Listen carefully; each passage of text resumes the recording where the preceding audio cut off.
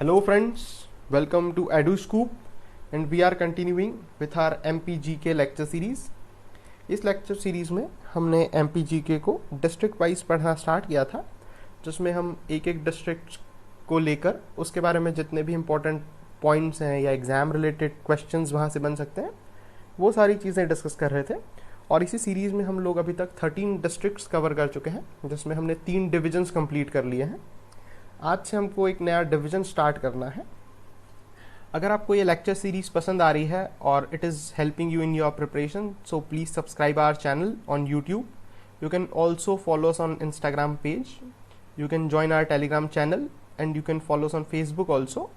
तीनों का जो लिंक है वो मैंने आपको डिस्क्रिप्शन बॉक्स में दे दिया है। आप जो है वो हमारा व्हाट्सएप ग्रुप भी ज्वाइन कर सकते हैं, इसका लिंक भी आपको डिस्क्रिप्शन बॉक्स में मिल जाएगा। और भी आपकी कोई क्वेरी है या एग्ज़ाम रिलेटेड कोई क्वेश्चन है या कोई डिस्कशन है तो आप इस ईमेल एड्रेस पर भी हमसे कांटेक्ट कर सकते हैं। So let's start today's lecture. हमने जब पढ़ना स्टार्ट किया था तो हमने बात चंबल डिवीज़न से स्टार्ट की थी, जिसमें 3 डिस्ट्रिक्ट्स थे। आपका था श्योपुर, मुरैना और भिंड, ये तीनों हमने कवर किए। फिर ग्वालियर डिवीज़न में आपके पास 5 डिस्ट्रिक्ट्स थे, हमने वो भी कवर कर लिए थे। उसके बाद हमने भोपाल डिवीज़न पढ़ना स्टार्ट किया था, इसमें भी टोटल 5 डिस्ट्रिक्ट्स थे। तो हम लोग ऐसे तीनों डिविजन्स मिला के 13 डिस्ट्रिक्ट जो है वो कवर कर चुके हैं। आज से जो हमको डिवीज़न स्टार्ट करना है, 4th हमारा जो डिवीज़न होगा वो होगा नर्मदापुरम डिवीज़न। ठीक है, एक क्वेश्चन जो है वो यहीं से आपको मैं बता देता हूँ नर्मदापुरम डिवीज़न से related. Earlier it was known as Hoshangabad division. इसका जो नाम है वो 2006 में चेंज किया गया। 2006 में it became Narmadapuram division and this change of name came into force from 2008। नाम जो है वो 2006 में चेंज कर दिया था, बट जो इसका एनफोर्समेंट है वो 2008 से हुआ था। ठीक है, and why this name was changed because Narmada river is an important river which is flowing from this entire area, that's why this region was changed to Narmadapuram division. Narmadapuram division में टोटल हमारे पास 3 डिस्ट्रिक्ट्स हैं। आपके पास है होशंगाबाद, हरदा और बैतूल। ये तीनों डिस्ट्रिक्ट की बात हम इस डिवीजन में करेंगे। आज जिस डिस्ट्रिक्ट की बात हमको करनी है वो है आपका होशंगाबाद डिवीजन। आज के लेक्चर में होशंगाबाद डिवीजन से रिलेटेड हम लोग सारी बातें जो है वो कंप्लीट कर लेंगे। और ये एक बहुत इम्पॉर्टेंट डिस्ट्रिक्ट है, मतलब होशंगाबाद डिस्ट्रिक्ट से रिलेटेड, सॉरी। तो होशंगाबाद डिस्ट्रिक्ट जो है वो एक बहुत इंपॉर्टेंट डिस्ट्रिक्ट है, क्योंकि अभी हम जब पढ़ेंगे इसमें बहुत सारे क्वेश्चन है बनने के लिए। बहुत सारी टूरिस्ट साइट्स हैं और टूरिस्ट साइट्स के अंदर से भी बहुत सारे क्वेश्चन बन सकते हैं। तो it's an important district for exam point of view. तो पूरा लेक्चर ध्यान से एंड तक देखिएगा। जितनी भी एग्जाम रिलेटेड बातें हैं और जो भी क्वेश्चंस यहाँ से बन सकते हैं वो हम सारे ही कवर कर लेंगे। लोकेशन देख लेते हैं पहले। This is your Narmadapuram division. ये जो आपके 3 डिस्ट्रिक्ट्स यहाँ पे दिख रहे हैं, first is Hoshangabad, Harda and Betul. आज जिस डिस्ट्रिक्ट की बात करेंगे वो है आपका होशंगाबाद डिस्ट्रिक्ट। ज्योग्राफी की अगर बात करते हैं तो it covers 6703 square kilometer and ranks 18th in terms of area. This was also formed in 1956 when reorganization was done on the recommendation of Fazal Ali Commission, and 43 districts were formed in MP. Hoshangabad was one of them. Main rivers की अगर हम बात करते हैं तो Narmada and Tawa are the main rivers. Tawa is a tributary of river Narmada, और नर्मदा तो एक important river है ही जो यहाँ से flow करती है, because the whole division is known as Narmadapuram division.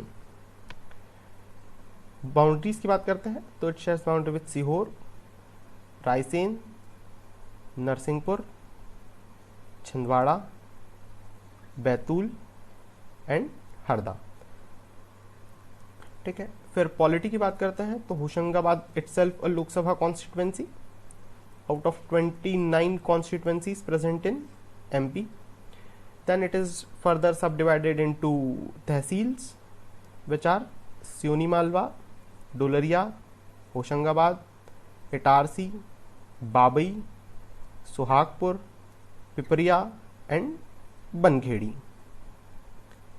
History की बात करते हैं तो इसका जो हिस्टोरिकल रिकॉर्ड है वो एंशियंट टाइम से नहीं है। The very first time this place was recognised in history और we have found the description of this place in the 14th century under the control of Hoshang Shah Gori. और जो होशंगाबाद का नाम है वो भी होशांग शाह गोरी के नाम पे ही रखा गया है, because he was the person who established this place. ठीक है, हम लोगों ने जब डिस्कस किया है कभी तो मालवा सल्तनत का जो एस्टेब्लिशमेंट था वो किया था दिलावर खान घोरी ने, and his son was Hoshang Shah गोरी। तो इन्हीं ने जो है वो होशंगाबाद का एस्टेब्लिशमेंट किया, and that's why this place is known as Hoshangabad after its his name. उसके बाद अगर इसकी और हिस्टोरिकल बात करें तो 1722 के आसपास this place was controlled by the Nawab of Bhopal. ठीक है, जो भोपाल के नवाब हैं उन पे भी हम लोग एक डिटेल्ड बात जो है भोपाल की हिस्ट्री में कर चुके हैं। Bhopal Nawab, the dynasty was established by this person Dost Mohammad Khan. After him his son Yar Mohammad Khan took the control, then son of Yar Muhammad Khan, that is Faiz Muhammad Khan, took the control, and after this rule of Begum was started in Bhopal. तो जो भोपाल की history में है ये पूरी हमने detailed बात कर ली थी। होशंगाबाद की हिस्ट्री की बात करते हैं फिर से, तो 14th सेंचुरी से हमारे पास इसका हिस्टोरिकल रिकॉर्ड है। This place was established bye Hoshang Shah Gori और उन्हीं के नाम पे जो है वो होशंगाबाद नाम रखा गया। Then in 1722, around that time, in 17th century, 18th century, this place was controlled by the Bhopal Nawabs. Then in 18th century, this place was disintegrated and was divided into many political divisions, which were ruled by many regional rulers. बहुत सारे छोटे छोटे जो है वो states में ये divide हो गया और बहुत सारे rulers यहाँ पे rule करने लगे। But the main tussle of power was between Nawab of Bhopal and Bhosles of Nagpur. अब इसकी लोकेशन एक बार देखते हैं फिर बताते हैं कि कैसे हो रहा है। ठीक है, Nagpur is situated somewhere here in the Maharashtra region. तो यहाँ पर जो है वो भोसलेज रूल कर रहे थे, which was one of the confederacy of Marathas, और यहाँ कहीं भोपाल वाले रीजन में जो है वो नवाब्स रूल कर रहे थे। So this place was the matter of concern between these Nawabs and this Bhosles, and both try to control this place. That's why the whole tussle of power is between Nawabs and the Bhosles of Nagpur. But later on this place was ceded to East India Company by Marathas, and it remained under the control of East India Company till independence. ठीक है, अब history से related एक बात और मैं आपको बता देता हूँ। जैसे कि ये जो हिस्ट्री है इसको आप डिस्ट्रिक्ट वाइज हिस्ट्री के फॉर्म में मत पढ़िएगा, इसका कनेक्शन जो है वो कनेक्ट करते जाइए।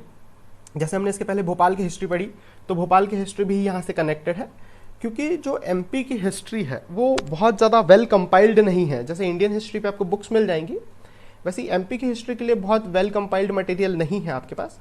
तो जो मैं आपको डिस्ट्रिक्ट वाइज हिस्ट्री पढ़ा रहा हूँ उसको भी आप कनेक्ट करने की कोशिश करिए कि कैसे हो रहा है। इसलिए मैंने आपको पढ़ाया भी इसी फॉर्म में है कि हमने बात यहाँ से स्टार्ट की थी। मतलब जो मैं डिविजन्स भी पढ़ा रहा हूँ वो कनेक्टेड डिविजन्स पढ़ा रहा हूँ। ऐसा नहीं था कि मैंने चंबल डिवीजन उठा लिया, फिर यहाँ से आपका शहडोल डिवीजन उठा लिया, उसके बाद आपका उज्जैन डिवीजन उठा लिया, क्योंकि फिर आपको जो है वो कनेक्शन नहीं मिलेंगे, हिस्टोरिकल कनेक्शंस नहीं मिलेंगे। इसलिए हमने जो है वो ये पूरा बेल्ट कवर किया है यहाँ से यहाँ तक। तो अब यहाँ की जो भी हिस्ट्री है उसको आप प्रॉपर कनेक्ट करते जाइए, तो जब आप एमपी की हिस्ट्री पढ़ेंगे तो बहुत ज़्यादा दिक्कत आपको नहीं होगी। ठीक है, तो हम होशंगाबाद की हिस्ट्री की बात अभी पूरी कर चुके हैं।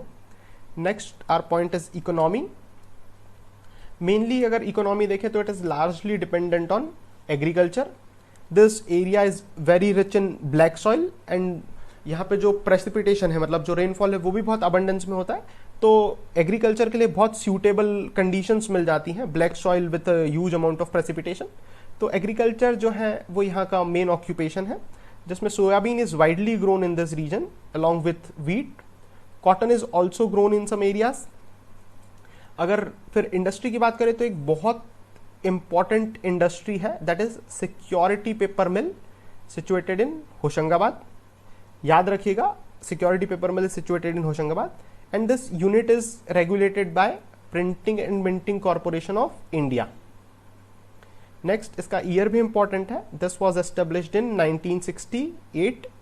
दोनों क्वेश्चंस बन सकते हैं, सिक्योरिटी पेपर मिल कहाँ सिचुएटेड है, किस ईयर में सिचुएटेड हुई, और क्वेश्चन तो नहीं बनेगा बट काम क्या है सिक्योरिटी पेपर मिल का वो भी मैं आपको बता देता हूँ।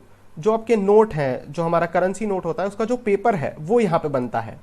This industry produces the papers for bank notes, ठीक है। तो ये इंपॉर्टेंट बात है, ये याद रखिएगा। इसके अलावा अगर आप जो है वो यहाँ का ट्रेड देखते हैं तो handicraft, silk, leather are some other work in which people are engaged. Silk production is also important work. Next, mineral की बात करते हैं। ये भी एक इंपॉर्टेंट क्वेश्चन है because tungsten is found in Hoshangabad region only in MP. तो tungsten एक इंपॉर्टेंट मिनरल है जो यहाँ पे मिलता है and it is found in Agargaon, Hoshangabad. Direct question है ये, याद रखिएगा। नेक्स्ट, टूरिस्ट प्लेस की बात करते हैं। तो जितने भी टूरिस्ट प्लेस हैं इस जगह के वो बहुत इंपॉर्टेंट है। जैसे कि अभी हम इस स्लाइड में पचमणी डिस्कस करेंगे, तो पचमणी तो एक इंपॉर्टेंट टूरिस्ट प्लेस है, उसके साथ जो जुड़े हुए टूरिस्ट प्लेस है वो भी बहुत इंपॉर्टेंट है आपके लिए। तो पूरा इसको ध्यान से समझिएगा, इसी स्लाइड से आपके 5 क्वेश्चंस तो एटलीस्ट बन ही सकते हैं, ठीक है। The first is Pachmarhi is situated in Hoshangabad district, okay. Then it is known as Satpura की रानी और queen of Satpura. It is the only hill station situated in MP. The next thing, how Pachmani got its name? Pachmani is believed to derive its name from Panch means 5 and Marhi means caves. So there are 5 caves situated in this place which are also known as Pandav caves. और उन्हीं caves की वजह से जो है वो इस जगह का नाम जो है वो पचमणी रखा गया। ये जो caves हैं ये आपको दिख भी रही हैं, एक इमेज मैंने यहाँ पे ऐड की है, देख लीजिए। This is the image of Pandav caves. Later on, in modern era, this place was discovered by Captain James Forsyth, a captain of British Army. So it is also a question. The place was discovered by Captain James Forsyth.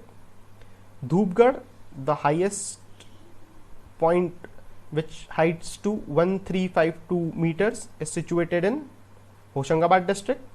It is part of Satpura range. ठीक है, it is part of Satpura range. Next, कुछ और भी tourist sites हैं जिनसे direct question पूछा जा सकता है जो पचमणी में ही सिचुएटेड है। First is Rajat Prapat fall. ये रजत प्रताप फॉल का इमेज भी मैंने यहाँ पे ऐड किया है। Next is bee fall. All these are waterfalls, Rajat Prapat fall, bee fall, Apsara fall and Duchess fall. ये कुछ फेमस वाटरफॉल्स हैं जो पचमणी में सिचुएटेड है। Next is Chauragarh. This is the second highest peak of MP after Dhupgarh. Handikho, a deep valley, is situated in this Pachmani. And next is Jatashankar. These are caves as well as a temple dedicated to Lord Shiva.